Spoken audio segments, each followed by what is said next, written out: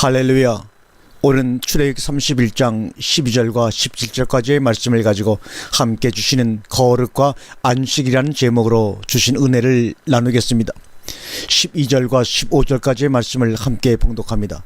여호와께서 모세에게 일러 가라사대 너는 이스라엘 자손에게 고하여 이르기를 너희는 나의 안식일을 지키라.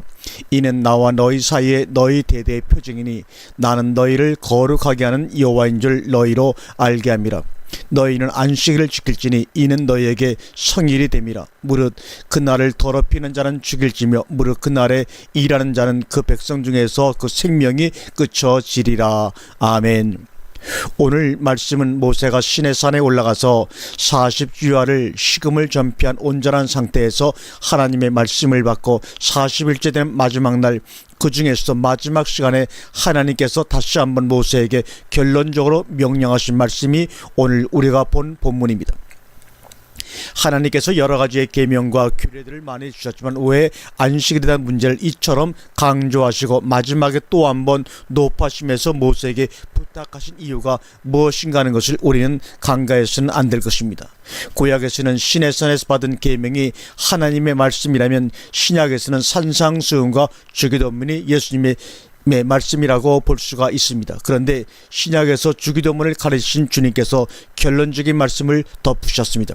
너희가 사람의 과실을 용서하지 아니하면 하늘에 계신 천부께서도 너희 과실을 용서하지 아니하시라는 추신을 끝에 다시 한번 붙이신 것을 우리가 볼 수 있습니다. 그런데 역시 구약에서도 하나님께서 본문을 통해서 추신을 붙이고 계십니다.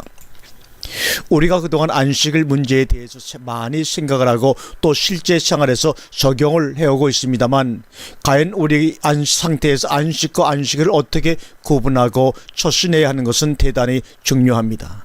안식이라고 하는 것은 어떤 상태를 말한 것이고 안식일이라고 하는 것은 그 상태를 이루기 위한 절차라고 볼 수가 있습니다. 그런데 어떤 사람에게는 절차가 필요 없이 바로 어떤 상태에 들어가는 사람이 있는가 하면 어떤 사람은 절차 없이는 도저히 어떤 상태에 들어갈 수 없는 그런 사람들이 있습니다.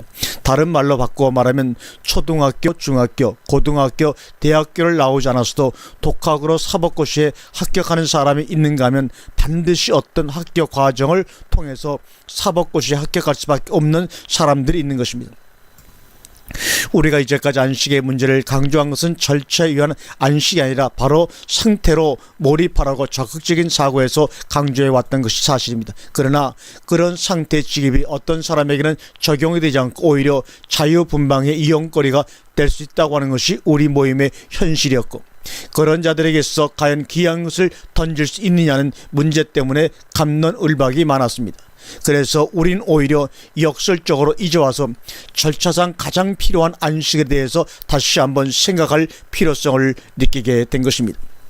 우리가 흔히 안식이라고 하면 우리 인간적인 사고 차원에서 육신의 피로를 풀기 위한 방편이라든지 혹은 정신적인 스트레스를 해소시키기 위한 수단의 용어라고 생각해 왔습니다. 그러나 성경에서 말씀하는 안식과 안식일이 우리가 생각하는 그런 것인가 하는 문제를 먼저 생각해 보겠습니다. 오늘 본문 말씀은 그런 의미에서 우리들에게 대단히 좋은 교훈을 주고 있는 말씀입니다. 13절 이하를 보시면 너는 이스라엘 자손에게 고하여 이르기를 너희는 나의 안식일을 지키라. 이는 나와 너희 사이에 너희 대대의 표징이니 나는 너희를 거룩하게 하는 여호와인 줄 너희로 알게 하려 함이라. 이 말씀 가운데서 중요한 것은 안식이라고 하는 것은 쉬는데 목적이 있는 것이 아니라고 하는 것입니다. 안식이라고 하는 것은 바로 거룩의 의미가 있다고 하는 것을 분명히 말씀하고 계십니다. 14절 말씀에 너희는 안식일을 지킬지니 이는 너희에게 성일이 됨이라.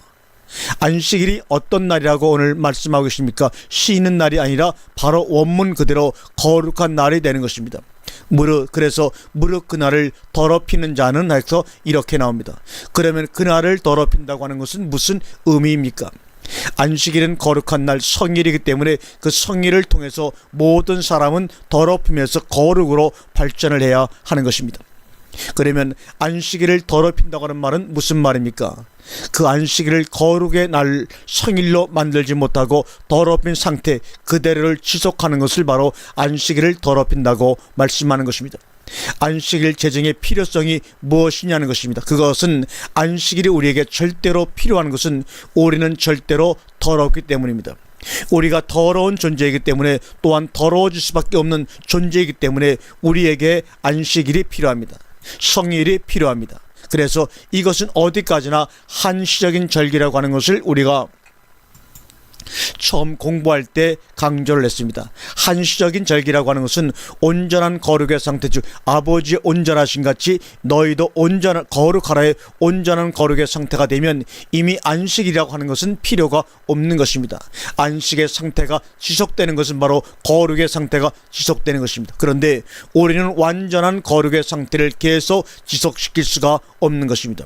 그렇기 때문에 우리가 계속적으로 더러워지는 상태에 있어서는 안 되는 이유로 말미암아 하나님께서는 자주 적어도 일주일에 한 번은 거룩의 상태로 들어가도록 우리에게 안식일을 제정하셨다고 말씀드릴 수가 있습니다. 그러면 안식일과 거룩의 관계에서 왜 안식이 거룩이 되느냐 하는 것입니다. 왜 안식일에는 일을 쉬어야 되고 일을 안 하고 안식함으로써 어떻게 거룩해질 수 있느냐 하는 문제입니다. 안식의 가장 중요한 것은 심신이 쉰다는 의미입니다. 쉰다는 의미는 정지한다는 의미이기도 합니다. 그런데 정지라고 하는 것은 완전히 있을 수가 있느냐는 것입니다. 우리는 안식의 개념과 거룩의 개념에 있어서 혼동하는 문제가 무엇이냐면 더럽힌 상태에서의 안식, 다시 말하면 더럽힘이 단절된 상태에서의 안식, 다시 말하면 더럽힘이 단절된 상태는 곧 거룩인 것입니다. 다시 한번 말씀을 드리면 더러운 물이 수로에서 계속 흐르고 있는 상태를 끊었을 때 그 이유는 깨끗한 상태입니다. 우리가 한 주를 생활하는데 월요일부터 토요일까지는 세상에서 세상적 일을 열심히 합니다. 인간으로서 어쩔 수 없는 일이지만 그것을 하나님께서 보실 때는 월요일부터 토요일까지 더러움이 계속적으로 이루어지고 있다고 보시는 것입니다.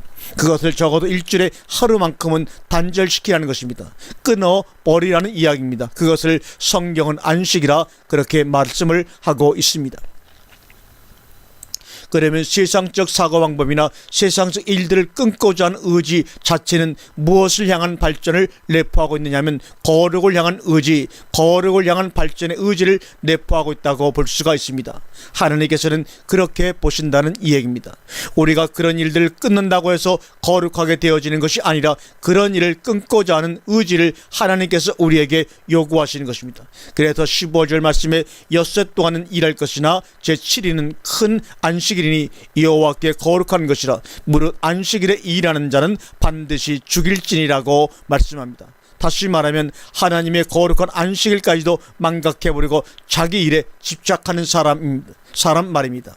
그 상태가 바로 더러운 상태라고 성경은 말씀하고 있습니다. 하나님의 권위를 도전하고 하나님의 존재를 인정치 아니하고 하나님의 날까지도 자기의 것으로 삼으려고 하는 의지 자체 말입니다. 그것을 하나님은 더럽게 보시는 것입니다. 그것을 거역으로 보시고 도전으로 보시는 것입니다. 그렇기 때문에 끊어야 합니다. 단절시켜야 합니다. 다시 말하면 관계성의 단절입니다. 일요일날 아침 예배를 나오는데 특히 요사이는 살기 좋은 때가 되어서 여러가지 유혹이 참으로 많습니다. 더욱이 휴가철이 되게 되면 이 좋은 날에 가족과 함께 할 것이냐의 갈등의 문제입니다. 신앙생활에서 합리적이라고 하는 것은 하나님의 뜻의 차원에서 합리적이지 사람의 생각과 하나님의 뜻 사이에서 적당주의가 합리적이 아닙니다. 화평이라고 하는 것이 집안 식구들하고 분란이 나지 않고 좋게만 지내는 것은 화평이 아닙니다. 내 마음에 진정한 평화가 깃들이는 것이 화평입니다. 진정한 화평은 끊을 것을 끊고 맺을 것을 맺는 원리적인 삶 속에서 진정한 화평이 올 수가 있는 것입니다. 우리 그리스도인들이 세상에 살면서 항상 조심해야 할 것은 인정과 신정 사이에서의 갈등입니다. 하나님께 대한 정과 사람에 대한 정, 이 양립된 정생활에서 우리가 어느 쪽을 선택해야 하느냐는 그 기로에 항상 서 있습니다. 중요한 것은 우리가 예배 시간에 이 자리에 나와서 우리가 말씀을 통해서 그 귀한 것을 얼마나 얻느냐 못 얻느냐 하는 것은 그 다음 문제입니다. 그것은 심령 상태의 문제이고 중요한 것은 그런 인간적 관계성 속에서 왜 단절부터가 벌써 우리는 하나님을 향하는 자세로 시작하고 있다는 것입니다. 끊는 것은 곧 하나님과 이어진다는 것입니다. 제일 중요한 것은 우리의 신앙생활이 습관화되어지고 생활화되어지느냐 하는 문제입니다. 생활화라고 하는 것은 반복되는 습관적 삶이 없이는 안 되는 것입니다. 오늘 본문 말씀이 왜 필요한 하나님의 말씀이냐는 것은 그 다음 뒤따라 나오는 32장이 증명해 주고 있습니다. 32장의 말씀은 그 유명한 금송아지 사건 이야기입니다. 이스라엘 백성들에게는 하나님이라는 존재는 신앙의 관념 속에서 존재할 뿐이고 그들의 실질적인 하나님은 모세였습니다. 그런데 실세인 하나님이 모세가 그들에게서 떠난 지 40일이 지났습니다. 실세인 모세가 떠나고 난 뒤로 그들에게서는 무엇이 떠났느냐 하면 거룩이 떠났습니다. 이스라엘 백성들은 불과 구름기 등을 육신의 눈으로만 봅니다만 우레 같은 하나님의 음성은 육신의 귀로 들을 수가 없었습니다. 그래서 하나님의 말씀은 모세를 통해서 이스라엘 백성들에게 전달되어 왔습니다. 그런데 실세인 하나님의 말씀 모세가 그들을 떠난 지 40일이 지났습니다. 그들에게는 40일 동안 하나님의 말씀을 맛보지 못했습니다. 그것은 곧 그들이 더러워졌다는 이야기입니다. 그런 상황 가운데서 어떤 일이 벌어지는가를 한번 보겠습니다. 32장 1절에서 모압 백성이 모세가 산에 내려옴이 더딤을 보고 아론에게 이르러 가로되 일어나라 우리를 인도할 신을 우리를 위하여 만들라. 여기서 중요한 사건은 하나님의 실존적 증거가 그들 눈에 환히 보입니다. 불과 구름 기둥이 있고 만나와 메추라기가 내리고 갖가지 기적 가운데서 그들이 살고 있습니다. 사랑하는 형제 자매 여러분, 우리들의 하나님이 누구입니까? 우리 하나님이 도대체 어디에 계십니까? 하나님을 우리는 어디에서 찾아야 되는 것입니까? 오늘날 그리스도인들이 관념 속에 하나님을 섬기기에 얼마나 곤비한지 모릅니다. 이 사람들에게 하나님이 없었습니다. 여호와 하나님이 없었습니다. 그래서 이스라엘 백성들이 이구동성으로 하는 말이 여호와 하나님을 누구의 하나님이라고 하느냐 하면 우리 조상의 하나님이라고 합니다.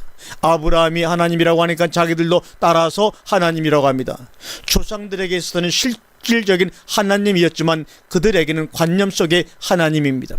그리고 그들을 애굽에서 인도한 신은 누구입니까? 모세였던 것입니다. 그런데 그 실세신이 없어져 버린 것입니다. 그 다음 절을 한번 보면 아론이 그들에게 이르되 너희 아내와 자녀의 귀에 금고리를 빼어 내게로 가져오라. 모든 백성이 그 귀에서 금고리를 빼어 아론에게로 가져오매 아론이 그들의 손에서 금고리를 받아 부어서 각도로 새겨 송아지 형상을 만드니 그들이 말하되 이스라엘아 이는 너희를 애굽 땅에서 인도하여낸 너희의 신이로다 하는지라.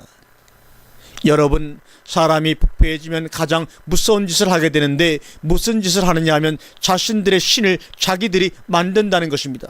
목이 곧고 마음의 할례를 받지 못한 백성들이 하는 짓이 자신들의 하나님을 자기들이 만듭니다. 다시 말하면 자기들의 취향에 맞는 하나님을 자기들이 만들어 놓고 그것이 자기 하나님이라고 말을 합니다. 약한 인간은 늘 그러고 싶어 하는 것입니다. 부패라고 하는 것은 실존적 하나님을 부정하게 하는 것입니다. 부패라는 것 자체는 하나님을 망각하게 하고 하나님을 도전하게 하는 것입니다. 하나님 존재 자체를 부정하게 하는 것입니다. 우리가 그 죄에 빠지지 않으려고 우리 자신을 거룩하게 해야 되는 것입니다. 그래서 31장에서 무슨 말씀을 하셨습니까? 14절 마지막에 보면 무릇 그날을 더럽히는 자는 죽일지며 무릇 그날에 일하는 자는 그 백성 중에서 생명이 끊어지리라. 이게 도대체 무슨 말입니까?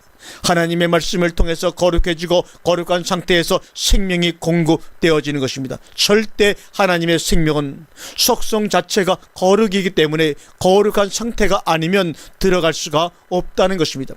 똑같은 장소에서 하나님 말씀을 듣지만 어떤 사람에게는 생명의 말씀으로 들려오지만 어떤 사람들에게 있어서는 속이에 경 있는 쓸데없는 잡소리로 들리는 것입니다. 그 사람의 상태가 거룩에 이르지 못했기 때문에 그렇습니다. 그래서 예수님은 산상수훈에서 너희가 예물을 제단에 드리다가 원망을 들을 만한 일이 생각나거든 한마디로 말하면 거룩의 온전한 상태에 들어가지 못하게 잡생각이 들어오면 예물을 제단 앞에 두고 가서 먼저 사화하고 예물을 드리라고 말합니다. 거룩의 상태에서 예물을 드리지 아니하면 예물 자체도 더러워지는 것입니다. 거룩한 사람이 예물을 드리면 그 예물은 거룩해지는 것입니다. 마태복음 23장에서도 예수님은 말씀하셨죠. 금을 거룩하게 하는 성전이냐 아니면 금이 성전을 거룩하게 하느냐. 주객이 전도된 상태입니다. 주기도문을 가르치시고 나서도 형제의 가시를 용서하지 아니하면 제가 요사이 가는 곳마다 입버릇처럼 하는 말이 모든 사람하고 좋게 지내라입니다. 오늘도 누가복음 19장에 나오는 삭개오 이야기, 그 뒤에 열무나 이야기, 그 뒤에 나오는 사건들을 통해서 평화에 관한 일이라는 메시지에 대해서 생각했었습니다. 예루살렘 성을 보시며 우시며 가라사대, 우리가 헬라 원문 성경에는 그 성 때문에 우시며 가라사대 내가 오늘날 평화에 관한 일을 알았다면 좋을 뻔하였거니와 내 눈에 숨기었도다 주님이 말씀하십니다. 19장에 세 가지 사건이 나오는 건 여러분 아시죠? 하나는 삭개오 사건이요, 또 하나는 열종에게 한 문화씩 주는 사건이요, 세 번째는 나귀 새끼를 타고 입성하시는 예수님의 사건이 나옵니다. 거기 똑같이 평화에 관한 일을 알고 평화에 관한 일에 참여하는 사람들이 있는가 하면 그 일 자체를 비판하는 사람들이 있습니다. 그들 속에는 평화가 없고 갈고리가 있다는 이야기입니다. 삭개오 평화에 관한 일에 관심이 있었습니다. 그러나 어떤 사람들은 저가 죄인의 집에 유하러 들어갔다고 꼬집고 있습니다. 우리는 어떤 사람입니까? 과연 어떤 일을 우리가 보았을 때 그것을 평화의 눈으로 보느냐 아니면 비판의 눈으로 보느냐 하는 문제입니다. 우리가 평화가 없으면 생명의 말씀으로 공급되어지지 않습니다. 우리가 항상 잊지 말 것은 우리가 신앙생활을 어떻게 하면 되겠지 그렇게 생각하지 않기를 바랍니다. 중요한 것은 하나님의 속성인 것입니다. 하나님적인 요소는 전부 다 하나님의 속성을 갖고 있습니다. 하나님의 속성은 다름 아닌 거룩입니다. 그래서 우리가 하나님의 속성적 요소를 하나님의 은혜로 받으려면 우리가 하나님의 속성의 차원에 들어가지 아니하면 하나님의 것들은 우리의 것이 되지가 못하는 것입니다. 이스라엘 백성들이 하나님의 귀한 말씀을 하나님의 친수로 두신 그렇게 귀한 말씀을 받았지만 왜 그 말씀이 이스라엘 백성들에게는 무서운 율법이 되고 생명의 말씀이 되지 못했느냐 하면 하나님의 속성을 이해하지 못했기 때문입니다. 하나님의 속성의 것들이 이스라엘 백성들의 것이 되지 못한 탓입니다. 외국에서는 유명한 오페라에 참석을 하려면 예복을 입어야 합니다. 성경에서도 왕의 혼인잔치에 참여하려면 예복을 입고 들어가야 합니다. 그런 자리에서는 그런 자세와 그런 준비를 갖추고 가야 하는 것입니다. 사랑하는 형제자매 여러분, 나는 죄인입니다 하면서 나 천국에 보내주세요 그렇게 말하지 마십시오. 오페라의 공연장에 들어가려고 하면서 거짓걸로 와도 돈 낼 테니까 나 좀 들어가게 해주세요 해도 안 됩니다. 돈의 문제가 아닙니다. 자격을 갖추라는 이야기입니다. 오페라를 감상할 수 있는 자세를 갖추고 오라는 겁니다. 왜요? 죄인입니다 하면서 천국 보내달라고 합니까? 어떻게 죄인이 천국에 갈 수가 있습니까? 천국에는 죄인은 올 수가 없는 것입니다. 하나님의 자비, 하나님의 공률이 불법적 공률, 불법적 자비입니까? 원리를 무시하지 말라는 것입니다. 죄인이 의인되지 못하고 의인이 거룩함이 되지 못하면 천국 백성은 절대로 될 수가 없는 것입니다. 지나가는 거지가 여러분들을 찾아와서 무릎을 꿇고 사장하면서 나 당신 보고 아버지라고 부를 테니까 아들 삼아달라고 사장하면 불쌍해서 아들 삼아줍니까? 아니죠. 우리 입에서 나는 죄인입니다는 소리가 빨리 떠나야 됩니다. 우린 적어도 하나님의 온전하신 거룩하심을 목표로 삼고 살아야 됩니다. 날마다 와서 성경 공부하면 무엇하며 말씀드리면 무엇하느냐 지식으로만 남는데요 라고 말하지 마시기를 바랍니다. 나의 생태가 거룩의 상태로 승화되어야 승화된 하나님의 거룩한 말씀이 나의 말씀이 되는 것입니다. 오늘날 그리스도인들은 좋은 배짱 하나 있습니다. 나는 죄인입니다는 큰소리. 세상에 그런 법이 어디 있습니까? 나는 죄인입니다의 큰소리가 어디 있습니까? 형무소에 가보십시오. 나는 살인죄를 지었다고 그들이 큰소리를 칩니까? 아니죠. 지금 32장에 나오는 이스라엘 백성들이 바로 그 짝입니다. 모세는 우리에게서 떠나가고 우리를 인도할 신을 만들자는 것입니다. 5절 말씀에서 아론이 가로되 그 앞에 단을 쌓고 이에 공포하여 가로되 내일은 여호와의 절이니라. 여호와의 절입니까? 금송아지의 절입니까? 있음을 너는 나를 공경하되 마음은 내게서 멀도다 하는 말이 바로 그들의 모습이 아닙니까? 신은 금송아지고 이름은 여호와 하나님일 뿐입니다. 여러분, 이율배발적인 신앙생활을 절대로 하지 마십시오. 원리가 없는 신앙생활입니다. 여기서 그냥 넘어갈 수 없는 한 가지 문제 꼭 기억합시다. 안식일과 절일의 차이점입니다. 안식일과 절일은 틀립니다. 오늘날 사람들이 주일을 지키는데 안식일로 지키는 것이 아닙니다. 절일로 지킵니다. 절기는 영어로 페스티벌 데이입니다. 즉 축제일이라는 것입니다. 그렇지 않습니까? 주일날 모여서 찬양대로 찬양하고 그룹 모이고 서로 일주일 만에 만나서 인사하고 식사하고 안부 묻고 이것은 아닙니다. 안식일이어야 됩니다.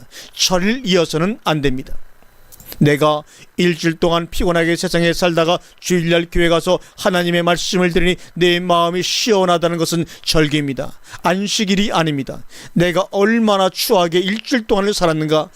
세상이 싫구나, 정말 피곤하구나, 지치는구나. 어서 내가 이 말씀의 영광의 상태로 들어가서 다시는 그 세상 생각지도 않고 돌아보지도 않고 염려할 필요가 없는 그런 삶을 살아야지. 정말 세상 살다가 하나님 말씀을 들으면서 자신이 얼마나 거룩해지고 숭고해지는가를 실감하는 그 상태의 말입니다. 6절 말씀에 이튿날에 그들이 일찍 일어나 번제를 드리며 화목제를 드리고 그 다음 뭐라 했습니까? 앉아서 먹고 마시며 일어나서 춤추더라. 그것이 바로 페스티벌입니다. 7절입니다. 여호와께서 모세에게 이르시되 너는 내려가라. 애굽 땅에서 인도하여낸 내 백성이 부패하였도다. 그 사람들이 여호와를 섬기지 않습니까? 여러분, 그 사람들 앞에는 금송아지가 있고 오늘날 우리 교회 재단에는 헌금통이 있습니다. 마찬가지입니다. 헌금통 앞에 모셔놓고 여호와께 제사 드리면서 뭐라고 말하는 줄 아십니까? 감사가 없는 제사는 하나님 받지 않으신대요. 반드시 감사한 다음에 다만 순서상 설교 앞에 하느냐 뒤에 하느냐 문제만 다릅니다. 헌금과 거룩하고는 관계가 전혀 없습니다. 헌금이라는 것은 내 마음을 하나님 앞에 드린다는 제스처에 불과한 것입니다. 당신을 사랑한다, 이래야 사랑하는 겁니까? 사랑한다는 말을 할 수도 있고 안 할 수도 있는 것입니다. 그것은 제스처에 불과한 것입니다. 중요한 것은 바로 우리들의 중심입니다. 하나님은 제스처를 보고 우리처럼 체크하시는 분이 아니라 우리의 중심을 아시는 것입니다. 부패하였도다. 이미 백성들이 부패하였도다. 그들이 내가 그들에게 명한 길을 속히 떠나. 도대체 무슨 길을 떠났습니까? 거룩의 길을 떠났습니다. 안식일을 지키라는 길을 떠났습니다. 그 다음 자기를 위하여 송아지를 부어 만들고.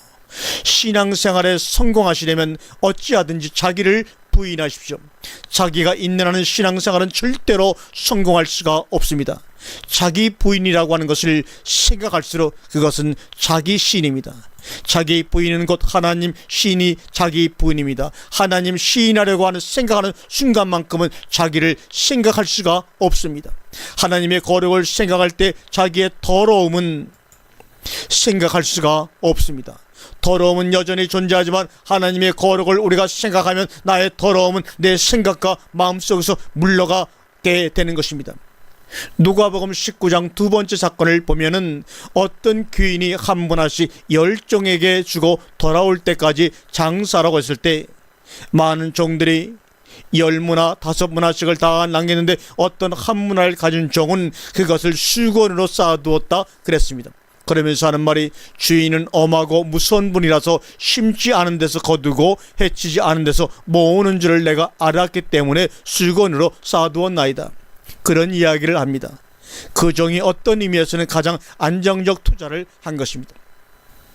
다른 종들은 한 문화를 가지고 와서 장사해서 돈을 남기면 다행이지만 만약에 장사를 잘못했다가는 본전까지 날려버립니다. 그런데 한 문화를 수건으로 쌓던 종은 한 문화 그것을 날려버릴까봐 수건으로 쌓아두었습니다. 여러분, 신앙생활이 참 중요합니다. 신앙생활이 소극적이면 절대로 안 됩니다. 신앙생활은 절대 투기입니다. 하나님은 당신의 자녀들이 실패를 두려워하는 사람이 되지 말라는 것입니다. 신앙생활을 하면서 가장 어리석은 짓은 아마 죄 안 지어야 되겠다는 어리석음입니다. 이 사람은 아무리 자기가 죄를 안 지어도 기껏 해봐야 죄를 안 짓는 수준을 넘지를 못합니다. 다시 말하면 그 사람의 사고 범위는 죄라고 하는 것입니다. 죄라는 바운더리를 넘어갈 수가 없습니다. 하나님은 그런 우리가 되기를 절대로 원치 않으십니다. 그것이 바로 바울에게 있어 로마서 7장과 8장을 쓰게 하신 근원적인 동기입니다. 7장은 무엇입니까? 내가 어찌하면 악을 행치 아니할까? 어찌하면 죄를 짓지 아니할까? 그것이 무엇입니까? 죄와 사망의 법입니다. 여러분, 법이라고 하는 것은 전부 하라 하지 말라는 것입니다. 하지 말라는 것 하면 율법이고 하라는 것 안 하는 것도 율법입니다. 법이라고 하는 것은 전부 율법을 전제하고 만들어 놓았습니다. 생명의 성령의 법이 죄와 사망의 법에서 너를 해방시켰다는 것입니다. 중요한 것은 생명의 성령의 법입니다. 생명의 성령의 법은 그리스도 안에서의 자유입니다. 방종된 자유가 아니라 그리스도 안의 자유 자체가 생명의 성령의 법입니다. 그래서 우리가 자유와 자연을 알아야 합니다. 자유라는 것은 억압에서 해방된 상태를 자유라는 단어를 썼고, 자연이라는 것은 자유가 생활화되었을 때 그를 자연이라고 말합니다. 그래서 우리는 우리의 삶 자체가 자연이 되어야 하겠습니다. 자연 그러면 돌, 나무 이런 것들을 생각하는데 아닙니다. 그런 것들은 이미 자연 상태에서 살고 있는 것들이고, 우리가 자유라고 하는 것은 아직도 구속된 상태에 있다는 것입니다. 다시 말하면 그것이 빛이라면 우리는 어두움에 있기 때문에 그것을 빛이라고 말하는 것입니다. 우리의 삶이 그리스도 안에서 자연스러워야 되고, 그리고 곧 자연이어야 합니다. 우리의 이름은 언젠가는 자연이라고 불리워져야 됩니다. 그렇게 되면 자연과 동화가 되고 융화가 되고 조화가 되며 자연을 파괴하든지 자연을 이용하든지 자연을 죽이는 어리석은 사람은 되지 않습니다. 자연 속에 하나의 공동물이 되어 같이 공존하는 것입니다. 여러분, 우리는 바캉스 계절이 되어 나는 돈이 없어 호텔에 못 가고 민박도 못하니까 나는 들판에서 밤이슬 맞고 자겠다는 생각을 합니까? 아무리 못 가져가도 텐트 정도는 생각을 합니다. 어디 늑대가, 호랑이가, 여우가 바캉스 가면서 텐트 짊어지고 배낭 메고 갑니까? 먹을 것을 그들이 싸들고 갑니까? 그런데 만물의 영장인 인간만은 한 보따리 짊어지고 가야 되는 것입니까? 그러면서도 만물의 영장이라고 큰 소리 칩니다. 들의 짐승들이 보면 웃습니다. 얼마나 부패했습니까? 얼마나 하나님의 정도에서 떠나 있습니까? 우리는 지금 에덴 동산 이후로 수천 년이 지났기 때문에 도대체 에덴 동산의 아담과 하와가 자연 상태에서 자연스럽게 살던 그 상태를 전혀 이해도 못하고 감도 잡을 수가 없습니다. 너무나 거리가 멀어서 상상할 겨를도 없습니다. 다만 동경할 뿐입니다. 가능성이 없습니다. 인간은 천국이라는 나라가 이 세상 나라처럼 제도적이고 인위적이고 조직적이고 인본적이겠습니까? 어떤 상태가 되어야 천국에 갑니까? 천국에 가는 사람 절대로 많지 않습니다. 죄인들이기 때문입니까? 아닙니다. 그 나라의 삶에 적응할 수 있는 훈련이 안 되어 있는 것입니다. 우리 부지런히 훈련합시다. 내 백성이 부패하였도다. 왜 부패했습니까? 모세가 없다고 금송아지 만들어 놓고 번제를 드리고 화목제를 드리고 일어나서 춤추고 마신다고입니까? 무엇을 잃어버렸습니까? 하나님의 거룩을 잊어버린 것입니다. 안식일을 잊어버린 것입니다. 그들 속에 페스티벌은 있는데 사바톤 안식일은 없고 거룩은 없습니다. 망각해 버린 것입니다. 안식일의 의미 자체를 잊어버렸다는 말이요. 오늘날 기독교인의 문제가 주일날 안식의 의미를 잊어버리고 놓쳐버렸습니다. 그날 교회에 나가야 되는 절일이고, 그날 헌금을 바쳐야 되는 날이고, 봉사하는 날이고, 예배드리는 날이고, 찬송하는 날입니다. 그러나 거룩을 맛볼 기회는 없습니다. 아니, 거룩의 의지가 없다고 하는 말이 오히려 맞는 말입니다. 그러면서도 나는 안식일을 지켰다고 장담을 합니다. 우리 하나님의 속성이 무엇인지 우리는 다시 한번 알아야 됩니다. 하나님이라는 분, 아버지라는 분, 그분은 한 분이면서도 공존하는 분이십니다. 하나님적 요소가 아버지라는 속성을 통해서 우리에게 전달되는 것입니다. 그런데 하나님의 속성을 모르고 아버지를 모르니까 하나님을 아버지처럼 생각할 수도 있고 아버지를 하나님처럼 생각할 수가 있습니다. 어떤 사람은 하나님 무서워 벌벌 떨고 어떤 사람은 하나님을 자상하신 할아버지 같아서 방자히 놀고 있습니다. 문제는 자기식 하나님을 좋아한다는 것입니다. 하나님의 속성은 거룩입니다. 예수님이 나는 하늘에서 내려왔다는 말이 무슨 의미입니까? 나는 거룩의 상태에서 너희들 앞에 왔다는 것입니다. 우리 거룩해졌습니까? 자주 거룩해집니까? 아니, 거룩을 압니까? 아니, 거룩을 좋아합니까? 거룩을 동경합니까? 거룩을 목표로 삼고 있습니까? 거룩하려고 몸부림치고 있습니까? 만약에 그렇지 않다면 우리는 천국을 생각지도 말아야 합니다.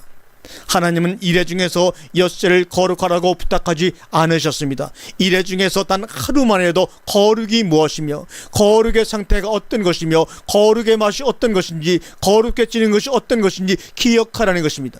그래서 안식일은 기억하는 날이요 기념일입니다. 반드시 거룩의 날이 오기 때문입니다. 거룩은 곧 완성의 날이고 안식일은 완성을 위해서 기념하라고 하나님께서 우리에게 제정해 주신 날입니다. 우리는 적어도 일주일에 하루 정도는 거룩을 맛보고 돌아가서 거룩을 새기고 거룩을 그리워해야 그것이 참된 신앙생활입니다. 이 땅에서의 최소한의 신앙생활입니다. 그것까지 우리가 잊어버리면 32장의 이스라엘 백성이 되고 마는 것입니다. 자기를 위하여 송아지를 부어 만들고 그것을 숭배하며 그것에게 희생을 드리며 말하기를 이스라엘아 이는 너희를 애굽 땅에서 인도하여낸 너희 신이로다 하였더라고 제사장 아론이 말하는 식입니다. 언제든지 종교는 종교 지도자들이 먼저 썩습니다. 종교 지도자들이 이미 썩으면 그 종교는 가망성이 없다고 생각하고 떠나야 됩니다. 여호와께서 모세에게 이르시되 내가 이 백성을 보니 목이 곧은 백성이로다. 그런즉 나대로 하게 하라. 내가 그들을 진노하여 그들을 진멸하고 너로 큰 나라가 되게 하리라. 중요한 것은 하나님 앞에는 거룩하지 못한 백성의 수요가 아무리 많고 그 민족이 아무리 강해도 아무 쓸모가 없다는 사실입니다. 하나님 앞에 거룩하지 못한 것은 쓰레기에 불과한 것입니다. 여러분, 우리가 쓰레기 되기를 원하십니까? 그러지 마십시오. 쓰레기는 무가치한 것입니다. 가치성이 무엇입니까? 바로 거룩입니다. 진정한 가치성은 변치 않는 진리입니다. 변치 않는 진리는 무엇입니까? 나는 길이요 나는 진리요 나는 생명이니에 그리스도 바로 당신입니다. 생명적 요소를 맛보고 생명적 요소를 소유하는 것, 그럴 때 우리는 거룩한 사람이 비로소 되는 것입니다. 우리의 행위가 거룩하다는 것이 아닙니다. 거룩의 요소를 우리가 가지고 있으면 그 거룩의 요소를 가진 우리까지도 거룩하게 하나님이 보시는 것입니다. 이스라엘 백성 모두가 모세가 되라는 부탁이 아닙니다. 모세를 통해서 주는 하나님의 말씀을 간직하고 받아들이고 소유하면서 그것을 거룩이라고 감사하고 그 거룩을 주신 하나님을 경배하고 섬기면 되는 것입니다. 거룩을 우리 모두 잊지 맙시다. 거룩 있는 곳에 하나님이 임재하십니다. 중요한 것은 실질적 신앙생활입니다. 내용이 있는 신앙생활 하자는 것입니다. 그래서 요한복음 4장에서 예수님이 이 산에서나 예루살렘에서 예배 드리는 것이 중요하지 않다. 너희가 하나님께 바로 예배 드릴 때가 오나니 곧 이때라. 신령과 진정으로 예배할 때가 오나니 곧 이때라. 땅의 진리와 하늘의 신령이 만나는 것이 곧 예배입니다. 하나님께서는 이렇게 자기에게 예배하는 자들을 지금도 찾으시라고 만나고자 하신다는 것입니다. 하나님의 속성 거룩을 만나고자 하십니다. 거룩을 갖고 싶어 하는 것입니다. 의인은 없나니 하나도 없으며 이 땅에 거룩이 없다는 것입니다. 한 가지로 치우쳐 무익하게 되고 말았습니다. 사랑하는 형제자매 여러분, 하나님의 고독이 무엇입니까? 당신처럼 거룩한 존재가 없다는 말입니다. 자식이 부모를 좋은 옷으로 음식으로 잘 대접할 줄 알면서도 그 부모의 마음에 고독을 모른다면 세상에 그런 불효자가 있을 수가 없습니다. 오죽하면 하나님께서 아브라함 보고 너는 내 친구라고 말하시겠느냐 말입니다. 우리 하나님 기쁘게 해드리려면 하나님의 속성이 무엇이며 하나님의 속성에 맞는 생활을 해야 합니다. 하나님이 도대체 무엇이 부족해서 하나님이 우리들의 손으로 섬기심을 받으시기를 원하시겠습니까? 우리들이 좋은 것 내가 하나님께 드리면 하나님도 좋아하실 줄 알면 하나님 약 올리는 겁니다. 다만 그것은 우리 자신들이 필요한 것입니다. 안식일과 거룩과 안식일을 우리는 잠시도 잊어서는 안 되겠습니다. 그것 때문에 우리는 수시로 모이면 우리는 그것을 맛보고 그것을 취득하고 그것을 감사하고 그것을 찬양하고 그것을 바라고 그것이 어서속히 우리에게 이루어지기를 함께 모여 기도하며 간구해야 할 것입니다. 그럴 때 하나님은 아직 거룩하게 되지 못한 우리들일지라도 우리에게 소망을 주시고 기뻐하실 것입니다. 그것인정 하나님을 섬기는 백성의 자세요 아들과 딸이라고 믿습니다. 아멘.